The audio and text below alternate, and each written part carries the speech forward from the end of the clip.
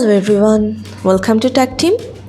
Today in this video, I'm gonna show you how to download Instagram picture in your laptop. Before starting the video, please subscribe to Tactim.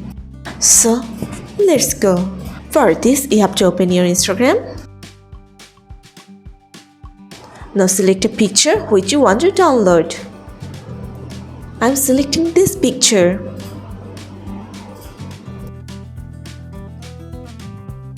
Here you'll find 3 dots. You have to press on this.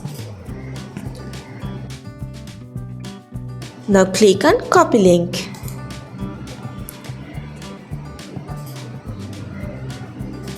Now go to your browser and search here downloadcram.org.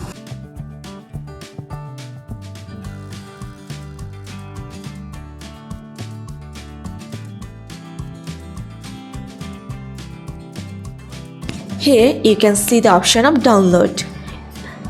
Here you have to press the link of your picture.